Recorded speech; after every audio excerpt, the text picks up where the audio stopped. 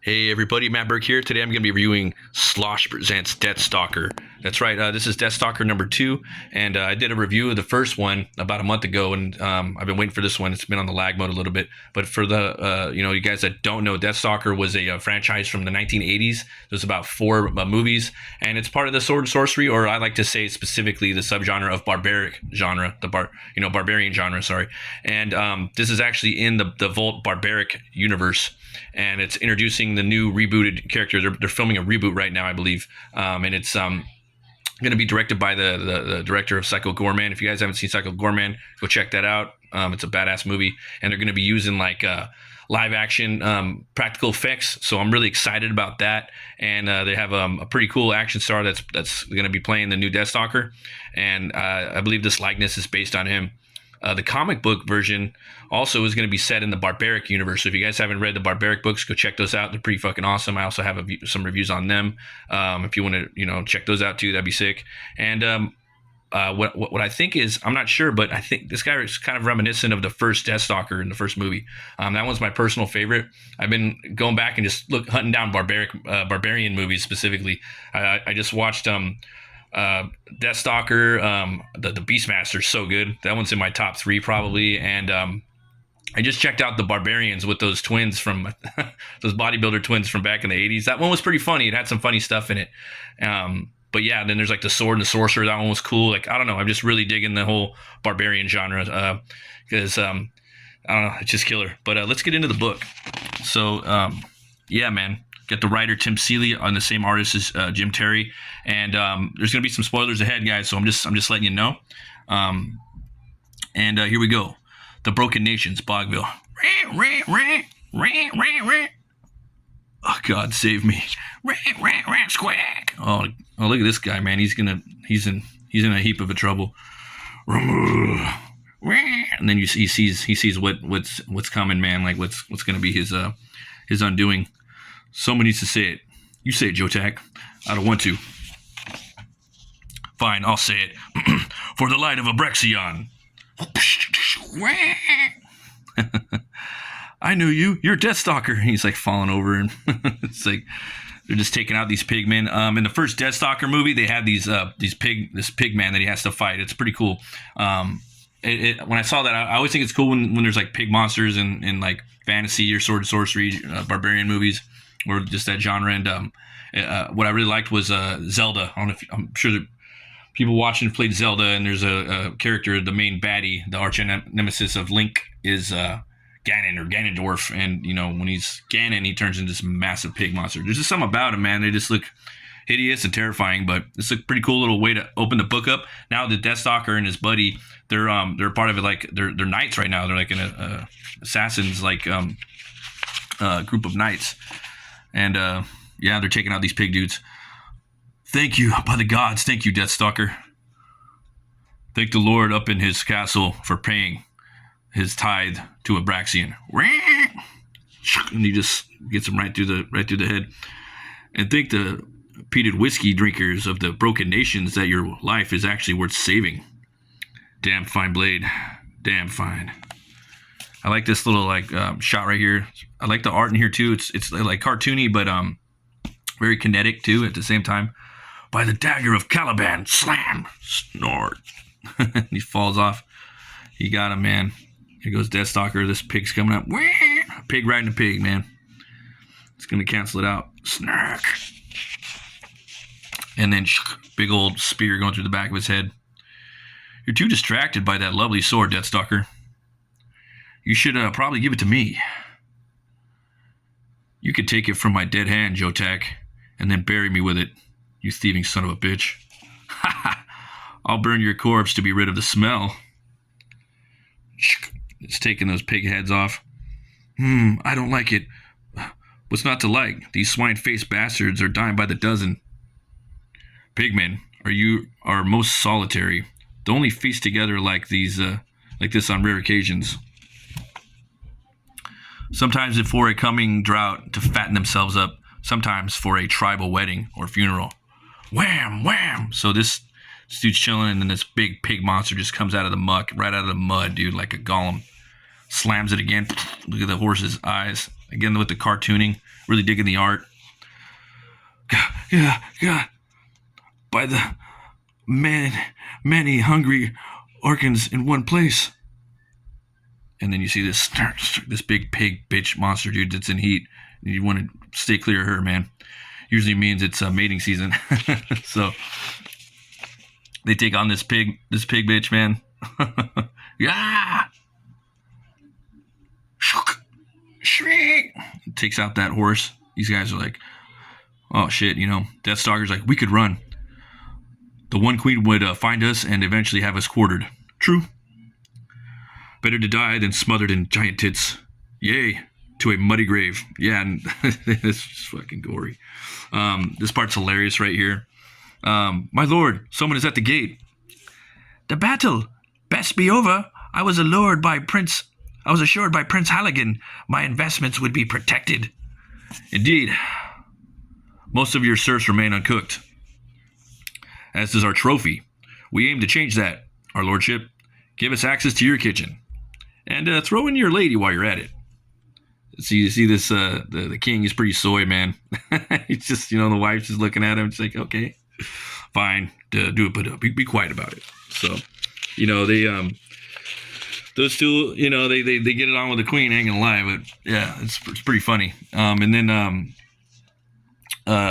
these guys get sent on a mission, and it's, there's evil doings coming to town. They're about to check out this new fortress, and they're going along the way, and there's this werewolf just chilling. Jumps on him. Deathstalker just takes him real quick. Well, that's not the evil we seek. This place doesn't live up to its legends. No. But you noticed it though, right? Usually Halligan is an arrogant, overconfident fool. But since he returned from his great pilgrimage in the farther lands, he seemed different.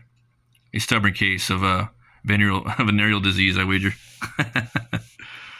Perhaps, but this mission, I just don't like not knowing what I'm looking for. I suppose we could have stopped and asked Tora Lava. She's told me the future before. You know a damned witch and never mentioned it? I know a scientist too, whatever the hell that is. Either way, I put little faith in anything but my blade, including hags or princesses. Let's set camp for the night. So, you got this floating castle right here. Got a little, you got the classic, skull building, whether it's a gray skull or, where the Phantom lives, from Lee Falk's Phantom, it never gets old. Everybody likes a skull cave, and then you got the floating, it's floating in the air. That's pretty fucking metal. It's like an metal album cover. This is a good place as any. So, yeah, man. They go up in there, taking a little rest. And, yeah, man.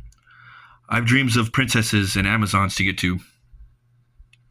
Tritus. And so you find out later on in the book that Deathstalker's name is Tritus. I thought we agreed that only you were to know my true name, Jotak. It's not for the ears of our men. That's just it. They won't hear it. The men are gone. What? Even Glimhoff? I ordered him to stand watch. The old fool would rather smash his dick with a mace than disobey orders. Let's see here. Monsters. So looking around. Love the colors in here too. They're not oversaturating, kind of flattish, not too crazy. You saw the state of the men here, starving and pathetic. Ugh, gods. It came from the keep itself. I've heard men buried alive and never cry like that. If the others are lost, none will come looking for us. We could just leave Tritus. We could, yes, but you're right. Halligan has been strange and guarded. Whatever. It's in the keep.